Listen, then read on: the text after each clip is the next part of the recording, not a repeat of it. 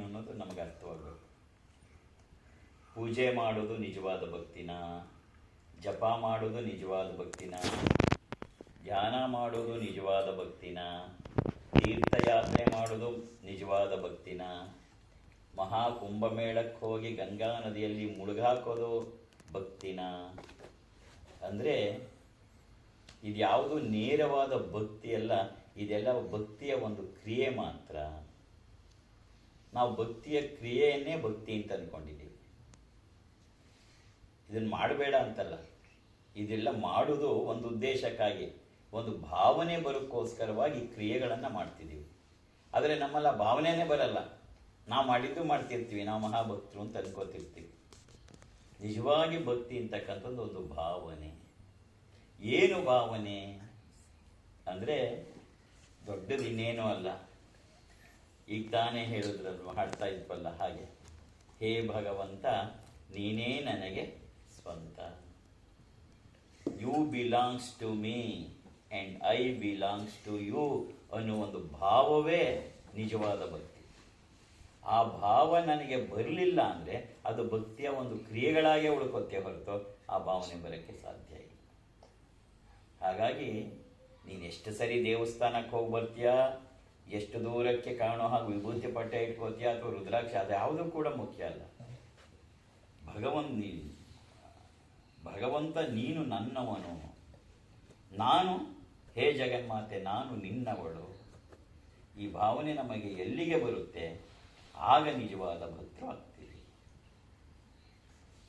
ಹಾಗೆ ನಮಗೆ ಆ ಭಾವನೆ ಬಂದಿದೆ ಬಂದಿಲ್ಲ ಅಂತನ್ನೋದು ಹೇಗೆ ಗೊತ್ತಾಗತ್ತೆ ಅಂದರೆ ದಿನನಿತ್ಯದ ಪರಿಸ್ಥಿತಿಗಳಲ್ಲಿ ಅದು ನನಗೆ ಗೊತ್ತಾಗ್ತಾ ಹೋಗುತ್ತೆ. ಅದರಲ್ಲೂ ವಿಶೇಷವಾಗಿ ನಾನು ಅಂದ್ಕೊಂಡಿದ್ದು ನಡೆದೇ ಇದ್ದಾಗ ನಮ್ಮ ಪರೀಕ್ಷೆ ಶುರುವಾಗತ್ತೆ. ಅಂದ್ಕೊಂಡಿದ್ದೆಲ್ಲ ನಡೆಯುವಾಗ ಪರೀಕ್ಷೆ ಅಲ್ಲ, ನಾನು ಅಂದ್ಕೊಂಡಿದ್ದು ನಡೀದೇ ಇದ್ದಾಗಲೂ ಇದು ನಿನ್ನ ಇಚ್ಛೆ ಎನ್ನುವ ಹೇಳುವ ತಾಕತ್ತು ನನಗೆ ಬಂದಿದೆ ಅಂದರೆ ನಾನು ನಿಜವಾದ ಭಕ್ತ. ಇದು ನಿನ್ನಿಚ್ಛೆ, ಆಯಿತು, ಇದು ನಿನ್ನಿಚ್ಛೆ, ಇದು ನಿನ್ನಿಚ್ಛೆ ಅಂತ ಹೇಳುವ ಶಕ್ತಿ ನಮಗೆ ಯಾವತ್ತು ಬರುತ್ತೆ ಆವತ್ತು ಮಾತ್ರವೇ ನಾವು ನಿಜವಾದ ಭಕ್ತ. ರಾಮಕೃಷ್ಣ ಪರಮಹಂಸರ ಕಾಲದಲ್ಲಿ ರಾಣಿ ರಾಸ್ಮಣಿಯ ಅಳಿಯ ಮಥುರಾನಾಥ ಬಾಬು ಬಹಳ ಚೆನ್ನಾಗಿ, ಯಾಕೆಂದರೆ ಆತ ಏನೇ ಆಗಿದ್ರು ರಾಮಕೃಷ್ಣ ಏನು ಅನ್ನೋದು ಆತನಿಗೆ ಚೆನ್ನಾಗಿ ಗೊತ್ತಿತ್ತು, ಬಹಳ ಚೆನ್ನಾಗಿ ನೋಡ್ಕೋತಾ ಇದ್ದ. ಆತ ಕಾಲವಾದ ಮೇಲೆ ಅವರ ಅಳಿಯ ಮತ್ತೆ ತ್ರೈಲೋಕ್ಯನಾಥ ಬಾಬು ಅಂತ ಆತ ಈ ದಕ್ಷಿಣೇಶ್ವರದ ಕಾಳಿ ದೇವಾಲಯದ ಉಸ್ತುವಾರಿ ಎಲ್ಲ ವಹಿಸ್ಕೊಂಡಾಗ ಯಾರೋ ಒಬ್ರು ಹೇಳ್ತಾರೆ, ರಾಮಕೃಷ್ಣರವಾಗ ಪೂಜೆ ಮಾಡ್ತಾ ಇರಲಿಲ್ಲ, ಅವ್ರಿಗವಾಗ 7 ರೂಪಾಯಿ ಪೆನ್ಷನ್ ಥರ ಕೊಡ್ತಾ ಇರ್ತಾರೆ, ಪಿಂಚಣಿ ಹಣ ಅಂತೇಳಿ. ಯಾರೋ ಒಬ್ಬರು ಹೋಗಿ ತ್ರೈಲೋಕ್ಯನಾಥ ಬಾಬುಗೆ ಕಿವಿ ಊದ್ತಾರೆ. ಅವ್ರು ಏನೂ ಮಾಡಲ್ಲ, ಏನಿಲ್ಲ, ಸುಮ್ಮನೆ ಇಲ್ಲಿದ್ದಾರೆ, ಸುಮ್ಮನೆ ಅವ್ರಿಗೆ ಊಟ ಹಾಕ್ತಾರೆ, ಅವ್ರಿಗೆ 7 ರೂಪಾಯಿ ಬೇರೆ ಕೊಡ್ತಾರೆ, ಇದು ಸರಿ ಇಲ್ಲ, ಬೇಕಿಲ್ಲ ಇದು ಅಂತ ಹೇಳ್ಬಿಡ್ತಾರೆ. ಇವನು ಮಥುರನಾಥ ಆಗಿದ್ರೆ ಅವನಿಗೆ ಗೊತ್ತಿತ್ತು ಏನು ಅಂತ, ಆದ್ರೆ ಈತನಿಗೇನು ಗೊತ್ತಿಲ್ಲ. ಹೌದಾ, ಹಾಗಾದರೆ ಬೇಡ, ಕೊಡೋದು ನಿಲ್ಲಿಸಿ, ಮತ್ತು ಅವ್ರು ಯಾಕೆ ಇಲ್ಲಿರಬೇಕು, ಸುಮ್ಮನೆ ಅವ್ರು ಹೋಗಲಿ, ಇಲ್ಲಿಂದ ಹೊರಗೆ ಹೊರಟೋಗ್ಲಿ ಅಂಥೇಳಿ ದಕ್ಷಿಣೇಶ್ವರದಿಂದ ಹೊರಗೆ ಹೋಗಬೇಕು ಅಂತ ಹೇಳ್ತಾನೆ. ಹಾಗೆ ಹೇಳಿದ ತಕ್ಷಣ ಯಾರೋ ಒಬ್ಬರು ಬಂದು ಹೇಳ್ತಾರೆ ರಾಮಕೃಷ್ಣ ಪರಮಹಂಸರಿಗೆ, ತ್ರೈಲೋಕ್ಯನಾಥ ಹೇಳ್ತಾ ಇದ್ದಾನೆ, ನೀವು ಈ ದಕ್ಷಿಣೇಶ್ವರದ ನಹವತ್ಕಾನೆ ಬಿಟ್ಟು ಹೋಗ್ಬೇಕಂತ ಹೇಳ್ತಾರೆ. ರಾಮಕೃಷ್ಣರು ಏನು ಮಾಡ್ತಾರೆ, ಸ್ವಲ್ಪನೂ ಯೋಚನೆ ಮಾಡಲ್ಲ. ಅವ್ರು ಯಾವಾಗಲೂ ಹೋಗ್ಬೇಕಾದ್ರೆ ಒಂದು ಚೌಕ ಟವಲ್ನ ಹೆಗಲ ಮೇಲೆ ಹಾಕೋತಾರೆ, ಅದು ಅವರ ರೂಢಿ. ಒಂದು ಚೌಕ ಎಳೆದ್ಬಿಟ್ಟು ಅಲ್ಲಿ ಇದ್ದಿದ್ದನ್ನ ಹಾಕೊಂಡು, ಓ ತ್ರೈಲೋಕ್ಯ ಹೇಳಿದ್ನಾ, ಓ ನಾನು ಇಲ್ಲಿ ಇರಬಾರ್ದಂತ, ಸರಿ ಅಂಥೇಳಿ ಕಾಳಿಗೆ ಒಂದ್ಸರಿ ಕೈ ಮುಗಿದಲ್ಲೇ ಹೊರಟು ಹೋಗ್ತಾ ಇದ್ದಾರೆ. ಅವರು ಗೇಟ್ವರೆಗೂ ಹೋಗ್ತಾ ಇದ್ದಾರೆ. ಅಷ್ಟೊತ್ತಿಗೆ ಯಾರೋ ಒಬ್ಬರು ಹಿರಿಯರು ತ್ರೈಲೋಕ್ಯನಿಗೆ ಹೇಳಿದ್ದಾರೆ, ಎಂಥ ಕೆಲಸ ಮಾಡಿಬಿಟ್ಟೆ, ಅವ್ರು ಯಾರು ಅಂತ ಗೊತ್ತಿಲ್ಲ, ಮಥುರಾನಾಥ ಹೇಗೆ ಅವರಲ್ಲೇ ಜಗನ್ಮಾತೆಯನ್ನು ಕಂಡಿದ್ದ, ಶಿವನನ್ನು ಕಂಡಿದ್ದ, ನೀನು ಹೀಗೆ ಮಾಡಿಬಿಟ್ಟಿಯಲ್ಲ ಅಂತ ಹೇಳುತ್ತೆ. ನಾವು ಅಯ್ಯೋ ನನ್ನ ತಪ್ಪಾಯಿತು ಅಂತ ತ್ರೈಲೋಕ್ಯ ಓಡ್ ಬರ್ತಾನೆ. ಓಡ್ ಬರೋ ಹೊತ್ತಿಗೆ ಇನ್ನೇನು ಅವ್ರು ಗೇಟಿಂದ ಆಚೆಗೆ ಹೋಗಬೇಕು, ಬಂದು ಕಾಲು ಹಿಡ್ಕೋತಾನೆ. ಕಾಲು ಹಿಡ್ಕೊಂಡು, ತಾವು ದಯವಿಟ್ಟು ಒಳಗೆ ಬರಬೇಕು, ನಂದು ತಪ್ಪಾಗಿದೆ ಅಂತ ಕೇಳ್ಕೊತಾನೆ. ರಾಮಕೃಷ್ಣರು, ಓ ಹೌದಾ, ನಾನು ಇಲ್ಲೇ ಇರಬೇಕಾ, ಸರಿ ಅಂತ ಒಳಗೆ ಬರ್ತಾರೆ. ಎರಡೂ ಸಮಯದಲ್ಲೂ ಅವ್ರು ಯಾಕೆ ಎನ್ನುವ ಪ್ರಶ್ನೆ ಅವ್ರ ಮನಸ್ಸಲ್ಲಿ ಉದ್ಭವ ಆಗಲೇ ಇಲ್ಲ. ಯಾಕೆ ಎನ್ನುವ ಪ್ರಶ್ನೆನೇ ಉದ್ಭವ ಆಗಿರಲಿಲ್ಲ. ನಮ್ಮಂಥವ್ರಾಗಿದ್ದಿದ್ರೆ ಹೆಣ್ಣೋವಿ ಏನು ಹೋಗ್ಬಿಡ್ಬೇಕಂತ, ಸರಿ ಹೋಗ್ತೀವಿ, ವಾಪಸ್ ಬನ್ನಿ ಇಂದಿದಾಗ ಅನ್ನಿರವೆ, ಏನು ನೀವು ಕೇಳಿದಾಗ ಬರೋದು, ನೀವು ಬೇಡ ಅಂದಾಗ ಹೋಗ್ಬಿಟ್ಟು ನಾನೇನು ಅನ್ಕೊಂಡ್ಬಿಟ್ಟಿದ್ಯಾ ನೀನು, ನಾನೇನು ಅಂತ ಏನಾದ್ರು ನಿಂಗೆ ಗೊತ್ತಾ, ನೀನು ಹೋಗು ಅಂದಾಗ ನಾವು ಹೋಗ್ಬೇಕು, ನಾ ಬಾ ಅಂದಾಗ ಬರ್ಬೇಕು ಅನ್ನುವ ಮನೋಭಾವನಾದ್ರು ನಮಗೆ ಬರ್ತಿತ್ತು. ಏನೂ ಇಲ್ಲ. ಹೌದಾ, ಸರಿ ಅಂಥೇಳಿ ವಾಪಸ್ ಹಾಕೊಂಡು ಬರ್ತಾರೆ. ಎಲ್ಲ ಅವರ ಜೀವನದಲ್ಲಿ ನಡೆದ ಘಟನೆಗಳನ್ನು ನಾವು ನೋಡ್ತಾ ಹೋದಾಗ ಆ ಭಗವತಿಯ ಜೊತೆ ಹೇಗಿದ್ರು ಅಂತ. ಯಾಕೆಂದರೆ no one's life is a cakewalk. ಯಾರ ಜೀವನವೂ ಪರಿಪೂರ್ಣವಾಗಿ ಸುಖಮಯವಾಗಿರೋಕ್ಕೆ ಸಾಧ್ಯವೇ ಇಲ್ಲ. ಆದರೆ ಕಷ್ಟ ಕಾಲದಲ್ಲಿ, ನೋವಿನ ಕಾಲದಲ್ಲಿ, ವ್ಯಥೆಯ ಕಾಲದಲ್ಲಿ ನಾವು ಹೇಗೆ ಬಿಹೇವ್ ಮಾಡ್ತೀವಿ ಅನ್ನೋದ್ರ ಮೇಲೆ ಭಗವಂತನ ಬಗ್ಗೆ ನಮಗೆ ಭಕ್ತಿ ಇದೆಯಾ ಇಲ್ವಾ ಅಂತ ತೀರ್ಮಾನ ಆಗುತ್ತೆ. ಸುಖವಾಗಿದ್ದಾಗಲ್ಲ, ಸುಖವಾಗಿದ್ದಾಗ ಎಲ್ಲವೂ ದೇವರೇ. ಕಷ್ಟ ಬಂದಾಗ ಯಾವ ದೇವರಿದ್ದಾನೆ ಬಿಡ್ರಿ, ನಾವಿಷ್ಟು ಪೂಜೆ ಪುನಸ್ಕಾರ ಎಲ್ಲ ಮಾಡಿದ್ವಿ, ಏನಾಗೋಯ್ತು, ಸುಮ್ಮನೆ ಇದೆಲ್ಲ ಒಂದು ಹುಚ್ಚು ಕಂಡ್ರಿ. ಈ ಥರ ಮನಸ್ಸಿನ ಆಲೋಚನೆಗಳು ಬಂದ್ಬಿಡುತ್ತೆ. ಅದಕ್ಕೆ ಶ್ರದ್ಧೆ ಇರಬೇಕು. ಶ್ರದ್ಧಾವಾನ್ ಲಭತೆ ಜಯಂ ಅಂತ ಕೃಷ್ಣ ಹೇಳ್ತಾನೆ. ಶ್ರದ್ಧೆ ಇರಬೇಕು, ಭಗವಂತನ ಬಗ್ಗೆ ಶ್ರದ್ಧೆ ಇರಬೇಕು. ಏನು ಶ್ರದ್ಧೆ? ಗಾಢವಾದ ನಂಬಿಕೆನ, ಗಾಢವಾದ ನಂಬಿಕೆ ಶ್ರದ್ಧೆ ಏನಾಗಬೇಕಾಗಿಲ್ಲ, ಅದೊಂದು ನಂಬಿಕೆ ಅಷ್ಟೆ. ಯಾಕೆಂದ್ರೆ ಈ ನಂಬಿಕೆ ಯಾವಾಗ ಬೇಕಾದ್ರೂ ಕಳಚಿ ಹೋಗ್ಬಿಡ್ಬೋದು. ಜೊತೆಗೆ ಈ ನಂಬಿಕೆ ಯಾತ್ರಿಂದ ಬಂದಿದೆ ಅಂತ ಗೊತ್ತಿಲ್ಲ. ಇಬ್ರು ರಿಟೈರ್ ಆದವರು ವಾಕಿಂಗ್ ಹೋಗ್ತಾ ಇರ್ತಾರೆ. ವಾಕಿಂಗ್ ಹೋಗುವಾಗ ಒಬ್ರು ಇನ್ನೊಬ್ರನ್ನ ಕೇಳ್ತಾರೆ, ಏನ್ರಿ ನಿಮಗೆ ದೇವರ ಮೇಲೆ ನಂಬಿಕೆ ಇದೆಯಾ ಅಂತ. ಪಕ್ಕದವ್ರು ಹೇಳ್ತಾರೆ, ಎಲ್ರಿ ದೇವರು, ಅಲ್ರಿ ದೇವ್ರು ಇದ್ದಿದ್ರೆ ದಿನ ಪೇಪರಲ್ಲಿ ಟಿವಿಲಿ ನೋಡಲ್ವಾ, ಇಷ್ಟೊಂದು ಕೊಲೆಗೆ ಸುಲಿಗೆ ಯುದ್ಧ, ಏನ್ರಿ ಇದು, ಎಲ್ಲಿದಾನ್ರಿ ದೇವರು? ಅದಕ್ಕೆ ಪಕ್ಕದವ್ರು ಕೇಳ್ತಾರೆ, ಅಲ್ಲ ನೀವು ದೇವ್ರು ಇಲ್ಲ ಅಂತೇನೋ ಹೇಳ್ತೀರಿ, ಮತ್ತೆ ದಿನ 4 ಸರಿ ದೇವಸ್ಥಾನಕ್ಕೆ ಹೋಗೋದು ನಾನೇ ನೋಡಿದ್ದೀನಲ್ರಿ ಅಂತಾರೆ. ಅದಕ್ಕೆ ಪಕ್ಕದವ್ರು ಹೇಳ್ತಾರೆ, ನೋಡ್ರಿ ನಿಮ್ಮ ಕೈಲಿ ವಿಚಾರ ಹೇಳ್ಬಿಡ್ತೀನಿ ಕೇಳಿ, ನನಗೆ ಚೆನ್ನಾಗಿ ಗೊತ್ತು ದೇವ್ರಿಲ್ಲ ಅಂತ, ಆದ್ರೂ ಅಕಸ್ಮಾತ್ ಇದ್ಬಿಟ್ರೆ ಯಾಕೆ ರಿಸ್ಕ್ ಅಂತ ಹೋಗಿ ಬಂದ್ಬಿಡ್ತಾ ಇದ್ದೀವಿ. ನಮ್ಮ ಭಕ್ತಿಯೆಲ್ಲ ಇಷ್ಟರಲ್ಲೇ ಇರುತ್ತೆ. ಯಾಕೆ ರಿಸ್ಕ್ ಅಂತೇಳಿ ಭಗವಂತನ ನೋಡ್ತೀವಿ ಹೊರತು ನೀನೇ ನನಗೆ ಆಧಾರ, ನೀನು ಹೇಗಿಟ್ಟಿರ್ತೀಯ ನಾನು ಹಾಗಿರ್ತೀನಿ. ಯಾಕೆಂದ್ರೆ ಇದು ನಿನ್ನ ಜಗತ್ತು, ನಾನು ನಿನ್ನ ಕಂದ. ಯಾವ ಮಗುವು ತಾಯಿಗೆ ಹೇಳಲ್ಲ, ಅಮ್ಮ ನಾನು ಚೆನ್ನಾಗಿ ನೋಡ್ಕೊ ಅಂತ. ಇದುವರೆಗೆ ಜಗತ್ತಿನ ಯಾವುದೇ ದೇಶದ ಯಾವುದೇ ಜನಾಂಗದ ಮಗು ತಾಯಿ ಹೇಳಲ್ಲ, ಅಮ್ಮ ನೀ ಚೆನ್ನಾಗಿ ನೋಡ್ಕೊ ಅಂತ. Because it is not bother, it is quite clear, ಅವಳು ನೋಡ್ಕೋತಾಳೆ. ಅದನ್ನ ಬಾಯ್ಬಿಟ್ಟು ಹೇಳಬೇಕಾಗಿಲ್ಲ. ಯಾವ ತಾಯಿನೂ ಕೂತ್ಕೊಂಡು ಮಗುನ ನೋಡು ನಾನು ನಿನ್ನ ಮೇಲಿದ್ದ ಚೆನ್ನಾಗಿ ನೋಡ್ಕೋತೀನಿ ಅಂತ ಹೇಳಲ್ಲ, ಹೇಳಬೇಕಾದ ಅವಶ್ಯಕತೆ ಇಲ್ಲ. ಹಾಗೆ ಭಗವಂತ ಹಿ will take care of me, definitely he will take care of me. ಅದರೊಳಗೆ ಬಾಯ್ಬಿಟ್ಟು ಹೇಳಬೇಕಾಗಿಲ್ಲ. ಆ ದೃಢತೆ ನಮ್ಮಲ್ಲಿ ಎಲ್ಲಿಗೆ ಬಂತು, ಅವನಿದಾನೆ, ಅವನು ನನ್ನನ್ನು ನೋಡ್ಕೋತಾನೆ ಅನ್ನೋದು, ಆಗ ಅವನು ನಿಜವಾದ ಭಕ್ತನಾಗ್ತಾನೆ. ವಿಷ್ಣು ಸಹಸ್ರನಾಮದಲ್ಲೂ ಹೇಳ್ತಾರೆ, ಭಯಕೃತ್ ಭಯನಾಶನಃ ಅಂತ.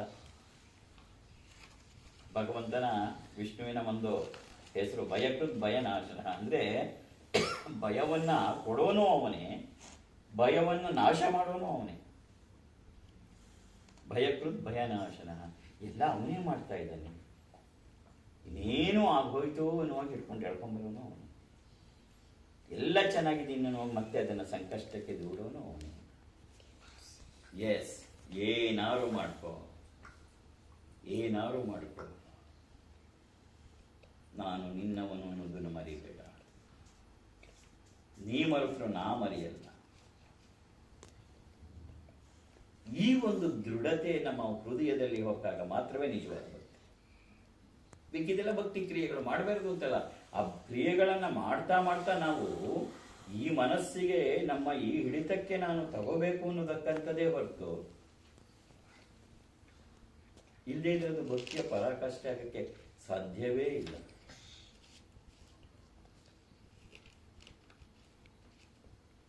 ರಾಮ ರಾಮ ರಾಮ ರಾಮ ರಾಮ ಅಂತಿದ್ಲು ಸೀತೆ. ಅದೇ ರಾಮ ಮಾಡಿದ್ದೇನು? ತುಂಬು ಗರ್ಭಿಣಿ, ಗೊತ್ತಿಲ್ಲ ಅವಳಿಗೆ ಋಷಿಗಳನ್ನು ನೋಡಬೇಕು ಅಂತ ಬಸಿರಿಯ ಅಪೇಕ್ಷೆಯನ್ನು ಪಡ್ತಾಳೆ. ರಾಮ ಲಕ್ಷ್ಮಣನ ಜೊತೆ ಕಳಿಸ್ತಾನೆ. ಲಕ್ಷ್ಮಣ ಕರ್ಕೊಂಡು ಹೋಗಿ ದಟ್ಟವಾದ ಅರಣ್ಯದ ಮಧ್ಯದಲ್ಲಿ ನಿಲ್ಲಿಸಿ ಅದಕ್ಕೆ ಕೆಳಗಿಳಿರಿ ಅಂತಾರೆ. ಋಷ್ಯಾಶ್ರಮಗಳಿಲ್ಲೇ ಇರೋದು ಅಂತ. ಅವಳು ಕೆಳಗಿಳಿದ ತಕ್ಷಣ ಹೇಳ್ತಾನೆ, ಅದಕ್ಕೆ ಕ್ಷಮಿಸಿ, ಅಣ್ಣ ನಿಮ್ಮನ್ನು ಇಲ್ಲೇ ಬಿಟ್ಟು ಬರಕ್ಕೆ ಹೇಳಿದ್ದಾನೆ. ಒಬ್ಬ ಯು ಹ್ಯಾವ್ ಟು ಸಿ ಆ ಪೊಸಿಷನ್ನಲ್ಲಿ ಆ ಹೆಣ್ಣಿನ ಭಾವನೆ ಹೇಗಿರಬಹುದು. ಯಾವ ತಾಮ ತನ್ನ ಜೀವನದ ಅವಿಭಾಜ್ಯ ಅಂತ ಹೇಳ್ಕೊಂಡು ಎಲ್ಲವನ್ನ ಅರ್ಪಣೆ ಮಾಡಿ ಬಂದಂಥ ಆಕೆ ತುಂಬು ಗರ್ಭಿಣಿ ಕಾಡಲ್ಲಿ ನಿಂತು ಹೇಳ್ತಾ ಇದ್ದಾನೆ, ಇದನ್ನ ಲಕ್ಷ್ಮಣ, ಅಣ್ಣ ನಿಮ್ಮನ್ನ ಇಲ್ಲೇ ತ್ಯಾಗ ಮಾಡಿದ್ದಾನೆ, ನಿಮ್ಮನ್ನ ಇಟ್ಟು ಬಿಟ್ಟು. ಆ ಸಮಯದಲ್ಲಿ ಆ ಸೀತೆಯ ಭಾವನೆಗಳು ಹೇಗಿತ್ತು, ಎಷ್ಟು ಉತ್ಕೃಷ್ಟವಾಗಿತ್ತು ಅಂತಕ್ಕಂಥದ್ದು ಅದನ್ನು ವಾಲ್ಮೀಕಿಗಳು ಬಹಳ ವಿಶೇಷವಾಗಿ ವರ್ಣನೆ ಮಾಡ್ತಾರೆ ರಾಮಾಯಣದಲ್ಲಿ. ಕೆಲವು ಭಾಗಗಳನ್ನು ನಾವು ಗಮನಿಸಲ್ಲ, ಮುಂದ್ಕೊಟ್ಟು ಹೋಗ್ಬಿಡ್ತೀವಿ.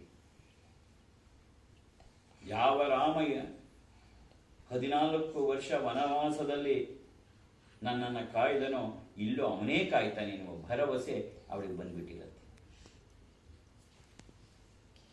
ಸಹಜವಾದ ಹೆಣ್ಣಿನ ಒಂದು ದುಃಖದ ಮಜಲು ಬಂದು ಹೋಗುತ್ತೆ ಅಷ್ಟೇ, ಆದರೆ ದೃಢತೆ ಅಲ್ಲೇ ನಿಂತ್ಕೊಂಡ್ಬಿಡುತ್ತೆ. ಬೇರೆ ಯಾರು ಆಗಿದ್ರೆ ಹಾರ್ಟ್ ಅಟ್ಯಾಕ್ ಆಗ್ಬಿಟ್ಟಿದೆ, ಆದರೆ ಸೀತೆಗೆ ಹಾಗಾಗಲಿಲ್ಲ. ಆದರೆ ಆ ಶ್ರದ್ಧೆಯ ಪರಾಕಾಷ್ಠೆ ಹಾಗಿರುತ್ತೆ. ನಾವು ಶ್ರದ್ಧೆ ಇಲ್ಲದೆ ಭಕ್ತಿ ಮಾಡ್ತೀವಿ ಅನ್ನೋದ್ರಲ್ಲಿ ಅರ್ಥನೇ ಇಲ್ಲ. ಶ್ರದ್ಧೆ ಅಂದ್ರೇನು? ಬಲವಾದ ನಂಬಿಕೆ ಅಷ್ಟೇ ಅಲ್ಲ, ಬರೀ ಬಲವಾದ ನಂಬಿಕೆ ಅಲ್ಲ, ಯು ಆರ್, ನೀನೇ ನನಗೆ ಎಲ್ಲ, ನೀನೇನು ಮಾಡ್ತೀಯ ಮಾಡ್ಕೊ, ನಿನ್ನ ಕಂದ, ಹಾಲಲ್ಲಾದರೂ ಹಾಕು, ನೀರಲ್ಲಾದರೂ ಹಾಕು. ಆ ಮಟ್ಟಕ್ಕೆ ನಾವು ನಮ್ಮ ಮನಸ್ಥಿತಿಯನ್ನು ಏರಿಸ್ಕೋತೀವಿ ಅಂದಾಗ ಮಾತ್ರವೇ ನಾವು ನಿಜವಾದ ಭಕ್ತರಾಗ್ತೀವಿ. ಆ ಭಾವನೆಯ ಮಟ್ಟಕ್ಕೆ ಏರಬೇಕು. ಎಲ್ಲ ಮುಗೀತು.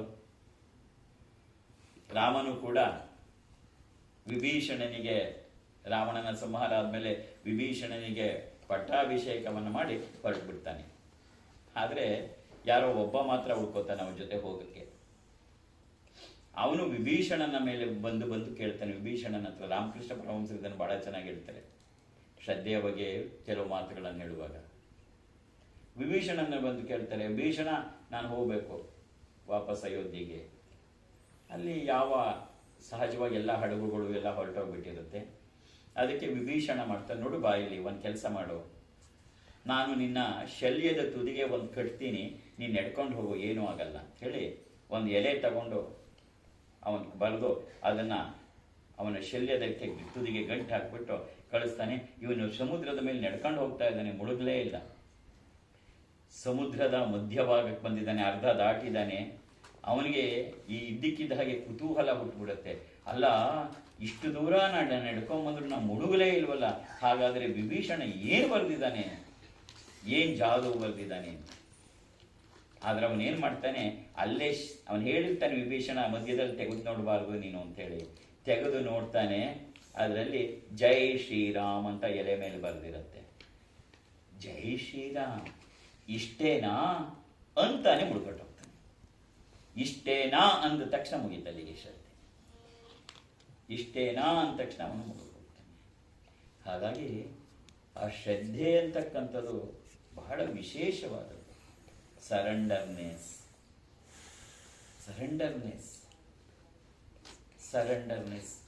ಅದನ್ನೇ ಶ್ರದ್ಧೆಯ ಒಂದು ಪ್ರಮುಖವಾದ ಭಾಗ. ಸರೆಂಡರ್ ಅಂತ ಹೇಳ್ಬೇಕಾದ್ರೆ ಎರಡು ಬಹುಮುಖ್ಯವಾದ ಅಂಶಗಳನ್ನು ನಾವು ಶರಣಾಗತಿ, ಸರೆಂಡರ್ ಅನ್ನೋದರಲ್ಲಿ ನೋಡ್ತೀವಿ. ಒಂದು, ಯಾವುದೇ ಸಂದರ್ಭದಲ್ಲಿ ಅಲುಗಾಡದೇ ಇರ್ತಕ್ಕಂಥ ನಂಬಿಕೆ. ಇನ್ನೊಂದು ಶರಣಾಗತಿ. ಇವೆರಡು ಸೇರಿದ್ರೆ ಮಾತ್ರವೇ ಶ್ರದ್ಧೆ ಆಗತ್ತೆ. ನೀನೇ ನನಗೆ ಎಲ್ಲ, ಬರೀ ಬಾಯಲ್ಲಲ್ಲ, ಕೊನೆಗಾಲದಲ್ಲೂ ಅದು ಉಳ್ಕೋಬೇಕು. ಚೆನ್ನಾಗಿದ್ದಾಗ ಎಲ್ಲರೂ ಅಂತಾರೆ, ಕಷ್ಟ ಕಾಲದಲ್ಲಿ ನೀನು ಈ ಮಾತನ್ನ ಹೇಳಕ್ಕೆ ರೆಡಿ ಇದೆಯಾ? ರಾಮಕೃಷ್ಣ ಪರಮಹಂಸರು ಉದಾಹರಣೆ ಹೇಳ್ತಾರೆ. ಒಂದು ಋಷಿ ಕುಟೀರ, ಆ ಕುಟೀರದಲ್ಲಿ ಒಂದು ಗಿಣಿ ಸಾಕಿರ್ತಾರೆ, ಅಭ್ಯಾಸ ಮಾಡಿಸಿರ್ತಾರೆ. ಅದು ಬಂದು ಹೋಗಲೆಲ್ಲ ಶ್ರೀ ರಾಮ ರಾಮ ರಾಮ ರಾಮ ಅಂತಿರುತ್ತೆ. ಎಲ್ಲರೂ ಅದಕ್ಕೆ ಕೈ ಮುಗಿತಿರ್ತಾರೆ ಬಂದು ಹೋಗೋರೆಲ್ಲ. ಅಯ್ಯೋ ನೋಡಿ, ಋಷಿಗಳ ಆಶ್ರಮ, ಹಕ್ಕಿಗಳು ಮಾತಾಡುತ್ತವೆ, ರಾಮ ರಾಮ ಅಂತ, ಅಯ್ಯೋ ಎಷ್ಟು ಚೆನ್ನಾಗಿದೆ, ಒಬ್ಬಡಿ ಇರ್ಕದು ಅಂಥೇಳಿ ಕೈ ಮುಗಿದು ಹೋಗ್ತಿರ್ತಾರೆ. ಕರ್ಮಾಡಬ್ಬಡಿ ಇರ್ಕ ಅಂತ. ಆದರೆ ಒಂದಿನ ಏನಾಗತ್ತೆ, ಆ ಪಂಜರದಿಂದ ಹೊರಗೆ ಬಿಟ್ಟಿರ್ತಾರೆ ಗಿಳಿನ. ಅದು ಕಾಂಪೌಂಡ್ ಮೇಲೆ ಕುತ್ಕೊಂಡು ರಾಮ ರಾಮ ರಾಮ ಅಂತಿರುತ್ತೆ. ಆ ರಾಮ ರಾಮ ಅಂತಿರೋ ಹೊತ್ತಿಗೆ ಒಂದು ಬೆಕ್ಕು ಬರುತ್ತೆ ಅದನ್ನು ಹಿಡ್ಕೊಳ್ಳೋಕೆ. ಯಾವಾಗ ಬೆಕ್ಕನ್ನು ನೋಡುತ್ತೆ ಅದು ಕ್ಯಾ ಕ್ಯಾ ಕ್ಯಾ ಕ್ಯಾ ಅನ್ಕೊಂಡು ಹಾರಿ ಹೋಗುತ್ತೆ. ಇದನ್ನೇ ರಾಮಕೃಷ್ಣ ಹೇಳ್ತಾರೆ, ಬೆಕ್ಕು ಬಂದಾಗಲೂ ಅದು ರಾಮ ಅಂದಿದ್ದರೆ ನಿಜವಾದ ಡಿವೋಟಿ. ಬೆಕ್ಕು ಬಂದ ತಕ್ಷಣ ಕ್ಯಾ ಕ್ಯಾ ಕ್ಯಾ ಅಂತ ಕೊನೆಗಳಿಗೆ ನೀನೇನಂತೀಯ, ಕಷ್ಟದ ಸಮಯದಲ್ಲಿ ನೀನೇನಂತೀಯ. ಅದು ನಿಜವಾದ ದೃಢತೆ, ನಿಜವಾದ ಶ್ರದ್ಧೆ ಅಂತಕ್ಕಂಥದ್ದು ಹಾಗೆ ಬರ್ತಕ್ಕಂಥದ್ದು. ಹಾಗಾಗಿ ಯಾಕೆಂತ ಹೇಳಿದ್ರೆ ಭಗವಂತನಲ್ಲಿ ಆ ಶ್ರದ್ಧೆ ಬರ್ತಕ್ಕಂಥದ್ದು ಅದೇ ನಿಜವಾದ ಭಾವನೆ. ಭಕ್ತಿಯ ಪರಾಕಾಷ್ಠೆ ಭಾವನೆಯಲ್ಲಿದೆ, ಬರೀ ಕ್ರಿಯೆನಲ್ಲಿಲ್ಲ. ನಾನು ಎಷ್ಟು ಲಾರಿ ಹೂ ತರಿಸಾಕಿ ಪೂಜೆ ಮಾಡಿದೆ, ಅದು ಭಕ್ತಿ ಅಲ್ಲ. ಎಷ್ಟು ಟಿನ್ನು ತುಪ್ಪ ತರಿಸಿ ಹೋಮ ಮಾಡಿದೆ, ಅದು ಭಕ್ತಿ ಅಲ್ಲ. ಭಕ್ತಿ ಕ್ರಿಯೆ, ಅದು ಬೇಡ ಅಂತಲ್ಲ. ಆದರೆ ಅವುಗಳನ್ನು ಮಾಡುವುದರ ಮೂಲಕ ನಾವೆಲ್ಲಿಗೆ ತೇರ್ಬೇಕು? ನೀನೇ ನನಗೆ ಸರ್ವಸ್ವ, ನೀನೇ ನನಗೆ ಸರ್ವಸ್ವ. ಕೊನೆಯದಾಗಿ ಈ ಶ್ರದ್ಧೆ ಬಗ್ಗೆ ಹೇಳಬೇಕು ಅಂದರೆ, ಒಂದು 3 ವರ್ಷದ ಮಗು, 2.5-3 ವರ್ಷದ ಮಗು, ತಾಯಿಗೇನೋ ಸಿಟ್ಟು ಬಂದ್ಬಿಡತ್ತೆ. ಆ ಮಗುನ ಹಿಡ್ಕೊಂಡು ಹೊಡಿತಾ ಇದ್ದಾಳೆ. ಆ ಮಗು ಏನ್ ಮಾಡುತ್ತೆ, ಅಮ್ಮ ಅಮ್ಮ ಅಮ್ಮ ಅಂತ ಅವಳನ್ನೇ ತಬ್ಗೊತ್ತೆ ಹೊರತು ಹೊಡಿತಾ ಇದ್ದಾಳೆ ಅಂತ ಓಡ್ ಹೋಗಲ್ಲ. ಇದು ಶ್ರದ್ಧೆಯ ಲಕ್ಷಣ. ಆ ಮಗು ಅಮ್ಮ ಹೊಡಿತಿದ್ದಾಳೆ ಅಂತ ಬಿಡಿಸ್ಕೊಂಡು ದೂರ ಹೋಗಲ್ಲ. ಅಮ್ಮ ಹೊಡಿಬೇಡ, ಅಮ್ಮ ಹೊಡಿಬೇಡ, ಇನ್ಮೇಲೆ ಮಾಡಲ್ಲ ಅಂಥೇಳಿ ಅಮ್ಮನನ್ನೇ ತಬ್ಗೊತ್ತೆ. ಅದು ಶ್ರದ್ಧೆಯ ಪರಮಾವಧಿಯ ಲಕ್ಷಣ. ಹಾಗಾಗಿ ಅತ್ಯಂತ ಶ್ರದ್ಧೆಯಿಂದ ನೀನೇ ನನಗಿದಿಲ್ಲ ಹೇಳುವುದು ಸುಲಭ, ಜೀವನದಲ್ಲಿ ಅದನ್ನು ಅನುಭವ ಮಾಡ್ತಾ ಹೋಗಬೇಕು. ನಮಗೆ ಬೇಡದ್ದು ಬಂದಾಗ, ನಾವು ಬಯಸದೇ ಇರುವುದು ಬಂದಾಗ, ನಮ್ಮ ಮನಸ್ಸಿಗೆ ನೋವಾಗುವುದು ಬಂದಾಗ, ನಾನು ಹೇಗಿರ್ತೀನಿ ಅನ್ನೋದ್ರ ಮೇಲೆ ನನ್ನ ಭಗವಂತನ ಬಗ್ಗೆ ನನ್ನ ಶ್ರದ್ಧೆ ಎಷ್ಟಿದೆ ಅಂತಕ್ಕಂಥದ್ದು ತೀರ್ಮಾನ ಆಗಬಹುದು. ಉದಾಹರಣೆಗಳನ್ನು ಹೇಳ್ತಾ ಹೋದರೆ, ಸತ್ಯ ಹರಿಶ್ಚಂದ್ರ ಆಗಲಿ, ನಳಮಹಾರಾಜ ಆಗಲಿ, ಇವರೆಲ್ಲ ಆ ಪರಾಕಾಷ್ಠೆಯಲ್ಲಿ ಹೇಗೆ ಭಕ್ತಿಯ ಪರಾಕಾಷ್ಠೆಯಲ್ಲಿ ಆ ಒಂದು ದೃಢತೆ ಏನು? ನೀನೇ ನನಗೆ ಆಧಾರ. ಒಂದು, ಈ ಲೋಕಕ್ಕೆ ನನ್ನನ್ನು ತಂದಿರೋಳು ಅಮ್ಮ ನೀನು ನನ್ನ ಅಮ್ಮ ಅಲ್ವಾ? ನೀ ತಾನೇ ನನ್ನನ್ನು ಇಲ್ಲಿ ಕರ್ಕೊಂಬಂದಿರೋಳು. ನಿನಗೆ ಗೊತ್ತಿದೆ ನನ್ನನ್ನು ಹೇಗೆ ನೋಡ್ಕೋಬೇಕು ಅಂತ. ನಿನಗೆ ಹೇಗೆ ನೋಡ್ಕೋಬೇಕು ಈ ಮಗುನ ಅಂತ ನಿನಗೆ ಗೊತ್ತಿರದೆ ನೀನು ಹಾಗೆ ನೋಡ್ಕೊ. ನಾನು ಯಾಕೆ ಅದಕ್ಕೆ ತಲೆ ಕೆಡಿಸ್ಕೊಳ್ಳಿ? ನೀ ನನ್ನನ್ನು ಎತ್ತಿ ಮುದ್ದಾಡು ಅಥವಾ ಕಾಲು ಕೆಳಗೆ ಹಾಕ್ಕೊಂಡು ತುಳಿದು ನನ್ನನ್ನು ಆಚೆಗೋದು, ನನಗೆ ಅದ್ರ ಬಗ್ಗೆ ವ್ಯಥೆ ಏನಿಲ್ಲ. ಆದರೆ ಒಂದು ತಿಳ್ಕೊ, ನೀನು ಯಾವಾಗಲೂ ನನ್ನಮ್ಮ, ನೀನೇನು ಮಾಡಿದ್ರು ನನ್ನಮ್ಮ ಅನ್ನುವ ಈ ದೃಢ ಭಾವನೆ ಇದೆಯಲ್ಲ, ಇದು ನಿಜವಾದಂಥ ಶ್ರದ್ಧೆಗೆ ನಮ್ಮನ್ನು ಕರ್ಕೊಂಡು ಹೋಗ್ತಕ್ಕಂಥದ್ದು. ಇದೇ ನಿಜವಾದಂಥ ಶ್ರದ್ಧೆ. ಹಾಗಾಗಿ ಅದಕ್ಕೆ ಭಗವಂತ ಎಲ್ಲರಿಗೂ ಸಿಗಲ್ಲ. ಅವನು ಸಿಗಬೇಕು ಅಂದಾಗ ಹರತನ್ನ ಭಕ್ತರ ತಿರುವಂತೆ ಮಾಡುವ, ಅರೆದು ನೋಡುವ, ನನ್ನ ಪರೀಕ್ಷೆ ಮಾಡ್ತಾನೆ, ಇವನಲ್ಲಿ ಎಷ್ಟಿದೆ ಶ್ರದ್ಧೆ ಅಂತ ಕಿತ್ಕೋತಾನೆ, ಬೀದಿಗೆ ಬಿಸಾಕ್ತಾನೆ. ಆದರೂ ಉಳಿತೀಯ? ಆಗ ಯಾರು ಅದನ್ನು ನಂಬಿರ್ತಾರೆ, ಕರವೆತ್ತಿ ಕೊಂಬ ನಮ್ಮ ರಾಮನಾಥ ಅಂತ ವಚನದಲ್ಲಿ ಹೇಳ್ತಾರೆ. ಆಗ ಭಗವಂತ ಕರೀತಾರೆ. ಇದೆಲ್ಲ ಏನು ಅಂತ ಹೇಳಿದ್ರೆ ಆಧ್ಯಾತ್ಮಿಕತೆಯಲ್ಲಿ ಪ್ರಮುಖವಾದಂತಹ ಲಕ್ಷಣಗಳೇನಪ್ಪ ಅಂತಂದ್ರೆ, ಏನಾದರೂ ಆಗಲಿ ನೀನಿದೀಯ, ಇದು ನಿನ್ನದು, ಈ ಲೋಕ ನಿನ್ನದು, ನಿನಗೆ ಹೇಗೆ ಬೇಕೇ ಹಾಗೆ ನನ್ನನ್ನು ನಡೆಸ್ಕೋ. ಇವತ್ತು ಇಷ್ಟೆಲ್ಲ ನನಗೆ ಐಶ್ವರ್ಯ ಕೊಟ್ಟಿರೋದು ನೀನೇ, ನಾಳೆ ಏನು ಇಲ್ಲ ಮಾಡಿದ್ರು ಅದು ನಿಂದೆ. ಇದು ನಿನ್ನದೇ ಲೋಕ, ನಾನು ನಿನ್ನ ಕಂದ, ನೀನು ನನ್ನ ಅಮ್ಮ, ನಿನಗೆ ಹೇಗೆ ಬೇಕೋ ಹಾಗೆ ನನ್ನನ್ನು ನೋಡ್ಕೋ, ಹೀಗೇ ನೋಡ್ಕೊ ಅಂತ ನಾನು ಕೇಳಲ್ಲ. ಯಾಕೆಂದ್ರೆ ಕೇಳಿದ್ರೆ ನಾನು ಮಗುವಾಗಲ್ಲ. ಈ ದೃಢತೆ ನಮ್ಮಲ್ಲಿ, ಈ ಭಾವನೆಯಲ್ಲಿ ಬರುತ್ತೆ, ಅದು ನಿಜವಾದ ಭಕ್ತಿ ಆಗತ್ತೆ. ಆ ಭಕ್ತಿ ಬರುವುದಕ್ಕಾಗಿ ನಾವು ಪೂಜೆ ಪುನಸ್ಕಾರಗಳು ಜಪ, ಆ ಭಾವನೆ ಭಗವಂತ ನನ್ನೋನು ಅಂತ. ಯಾವಾಗ ನನ್ನೋನು ಅಂತ ಭಾವನೆ ಬರುತ್ತೆ, ಮಿಕ್ಕಿದ್ದೇನು ಅನ್ಸುವುದೇ ಇಲ್ಲ. He will take care of me, it is up to him. A mother takes care, ಅವಳು ನೋಡ್ಕೋತಾಳೆ, ನನಗೆ ಆಗ್ತಾಳೆ ಕೆಡಿಸ್ಕೊಳ್ಳಿ ಅದು. ಹಾಗಂತ ಮನಸ್ಗೂ ಬರಲ್ಲ ಮಗುವಿನ ಮನಸ್ಸಿಗೆ. ಅಮ್ಮನ ನೋಡ್ಕೋತಾಳೆ, ನಾನು ಯಾಕೆ ಕೆಡಿಸ್ಕೊಳ್ಳಿ ಅಂತೂ ಬರಲ್ಲ. ಇಟ್ ಈಸ್ ಇಮ್ಯೂನ್, ಒಳಗಡೆ ಇದೆ ಅದು. ಏನು ಅಂದ್ರೆ ಶಿ ಈಸ್ ಮೈ ಮಾ. ಆಗ ನಿಜವಾಗಿ ನಾವು ಜಗನ್ಮಾತೆಯನ್ನ ಅಮ್ಮ ಅಂತ ಕರೆದಿದ್ದಕ್ಕೂ ನಿಜವಾದಂತಹ ಸಾರ್ಥಕತೆ ಆಗತ್ತೆ. ಆದರೆ ಇದು ದಿನ ಬೆಳಗಾದ್ರೆ ಈ ಶ್ರದ್ಧೆ ಎಲ್ರಿಗೂ ಬಂದ್ಬಿಡಕ್ಕೆ ಸಾಧ್ಯ ಇಲ್ಲ. It takes its own time and it's always. ಇದನ್ನೇ ಕಾನ್ಶಿಯಸ್ ಎಲಿವೇಶನ್ ಅಂತ ರಾಮಕೃಷ್ಣ ಪರಮಹಂಸರು ಇದೆಲ್ಲ ಏನು ಹೇಳ್ತಾರೆ, ಇದನ್ನೇ ಇದೆಲ್ಲ ಮಾಡ್ತಾ ಹೋದ್ರೆ ಕಾನ್ಶಿಯಸ್ ಎಲಿವೇಶನ್ಸ್ ಆಗಲ್ಲ. ಇದೇನೂ ಮಾಡ್ದೇನೆ ನಾನು ತೇರಾಕೋಟಿ ರಾಮನಾಮ ಜಪ ಮಾಡಿದೆ, ಸಂತೋಷ. ಏನಾಯ್ತು?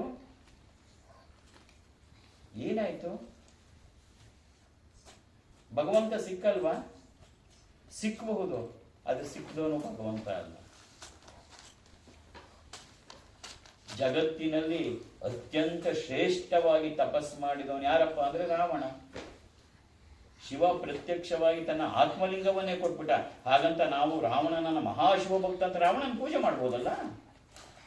ಯಾರು ಮಾಡಲ್ಲ. ಯಾಕೆ ಅಂದ್ರೆ ಅವನಿಗೆ ಶಿವ ಕಂಡನೆ ಹೊರತು ಶಿವನ ಸಾಕ್ಷಾತ್ಕಾರವಾಗಲಿಲ್ಲ. ನೀನು ಕೂತ್ಕೊಂಡು ನಿನ್ನ ಮನಸ್ಸನ್ನ ಏಕಾಗ್ರಗೊಳಿಸ್ಬಿಟ್ರೆ ಭಗವಂತಂದೇನು ಅದೇನು ದೊಡ್ಡದಲ್ಲ ಅದು. ಆದ್ರೆ ಅದು ನಿಜವಾದ್ದಲ್ಲ, ಜೀವನದಲ್ಲಿ ಅದು ನಿಜವಾದ್ದಲ್ಲ. ಭಗವಂತನ ಸಾಕ್ಷಾತ್ಕಾರ ಆಗ್ತಕ್ಕಂಥದ್ದು. ಭಗವಂತನ ಸಾಕ್ಷಾತ್ಕಾರಕ್ಕೆ ಶ್ರದ್ಧೆ ಬೇಕು. ಅವನಿಗೆ ವರ ಕೇಳ್ಕೊಳ್ಳೋಕೆ ನಿನಗೆ ಶ್ರದ್ಧೆ ಬೇಕಿಲ್ಲ, ಕೇವಲ ಏಕಾಗ್ರತೆ ಇದ್ರೆ ಸಾಕು, ವರ ಕೊಟ್ಬಿಡ್ತಾನೆ. ಯಾರ್ಯಾರಿಗೆ ವರ ಕೊಟ್ಟ ಭಗವಂತ ಅವರೆಲ್ಲರೂ ಏನು ಭಗವದ್ ಭಕ್ತರಲ್ಲ, ಶಿವಭಕ್ತರಲ್ಲ. ತಪಸ್ ಮಾಡ್ದ, ಏನ್ ವರ ಬೇಕು ಕೇಳ್ಕೊ ಅಂದ ಶಿವ. ನಾನು ಯಾರು ತಲೆ ಮುಟ್ತೀನಿ ಅವ್ರು ಭಸ್ಮ ಆಗ್ಲಿ ಅಂತಂದ. ತಥಾಸ್ತು ಅಂದ ಶಿವ. ತಥಾಸ್ತು ಅಂದ ತಕ್ಷಣ ಹೇಳ್ತಾನೆ, ಒಂದ್ ನಿಮಿಷ ಶಿವ ನಿಂತಲ್ಲೇ ನಾನೇ ಮುಟ್ತೀನಿ ಅಂತ. ಅದು ಭಕ್ತಿ ಅಲ್ಲ. ಆದ್ರೆ ನಿಜವಾದ ಭಕ್ತಿ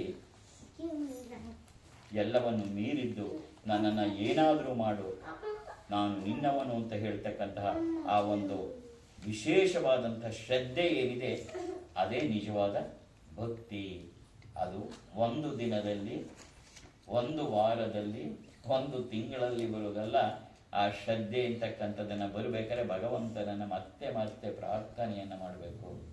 ರಾಮಕೃಷ್ಣರು ಹೇಳ್ತಾ ಇದ್ರು, ಅಮ್ಮ ತಗೋ ನಿನ್ನ ಐಶ್ವರ್ಯವನ್ನ, ತಗೋ ನಿನ್ನ ಸತ್ಯವನ್ನ, ತಗೋ ನಿನ್ನ ಮಿಥ್ಯವನ್ನ, ತಗೋ ನಿನ್ನ ಜ್ಞಾನವನ್ನ, ತಗೋ ನಿನ್ನ ಜ್ಞಾನವಲ್ಲ, ಎಲ್ಲವನ್ನು ತಗೋ, ನಿನ್ನಲ್ಲಿ ನನಗೆ ಪರಮ ಪ್ರೇಮವನ್ನ ಕೊಡು ಅಂತ ಹೇಳಿ ಪ್ರಾರ್ಥನೆ. ಪರಮ ಪ್ರೇಮವೇ ಶ್ರದ್ಧೆ ಆಗತ್ತೆ.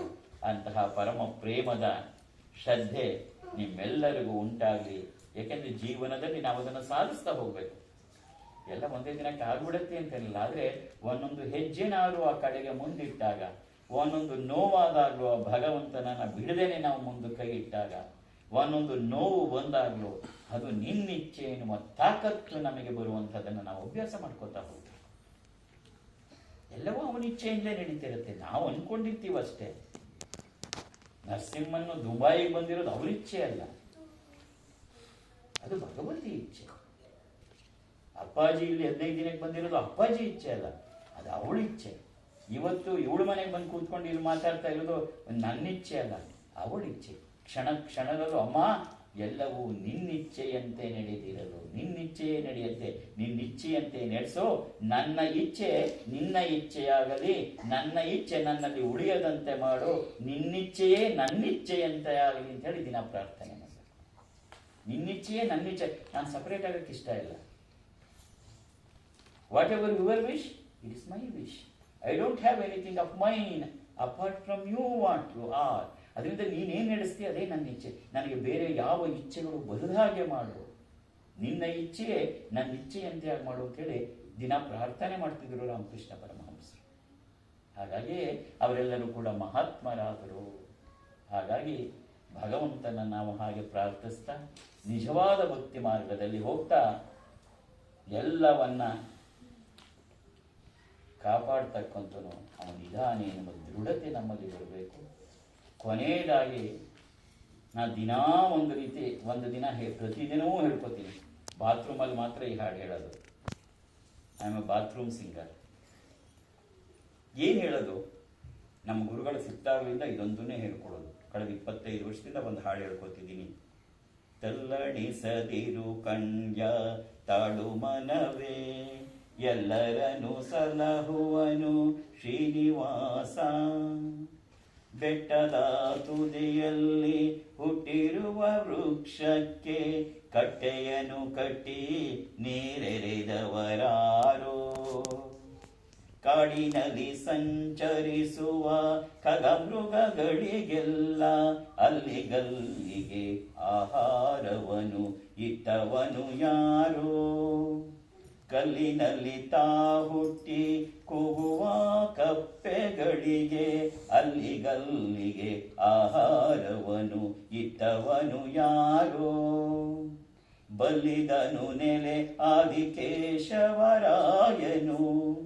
ಗಟ್ಟಿಯಾಗಿ ಸಲಹುವನು ಇದಕ್ಕೆ ಸಂಶಯವಿಲ್ಲ, ತಲ್ಲಣಿಸದಿರು ಕಣ್ಯ ತಾಳು ಮನವೇ, ಎಲ್ಲರನ್ನು ಸಲಹುವನು ಶ್ರೀನಿವಾಸ.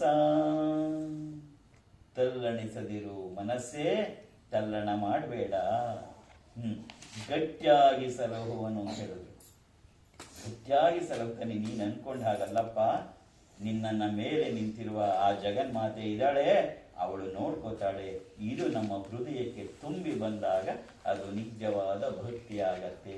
ಅಂತಹ ಭಕ್ತಿ ನಿಮ್ಮೆಲ್ಲರಿಗೆ ಏರ್ಪಟ್ಟು ಈ ಜೀವನದ ಸಾರ್ಥಕತೆ ಆಗಲಿ ಅಂತ ಹೇಳಿ ಜಗನ್ಮಾತೆಯನ್ನ ಪ್ರಾರ್ಥನೆ ಮಾಡ್ತಾ, ಸರ್ವಮಂಗಲ ಮಾಂಗಲ್ಯೆ ಶಿವೆ ಸರ್ವಾರ್ಥ ಸಾಧಿಕೆ ಶರಣ್ಯೇ ತ್ರ್ಯಂಬಕೆ ಗೌರಿ ನಾರಾಯಣಿ ನಮೋಸ್ತುತೆ. ಜಯ ನಾರಾಯಣಿ ನಮೋಸ್ತುತೆ.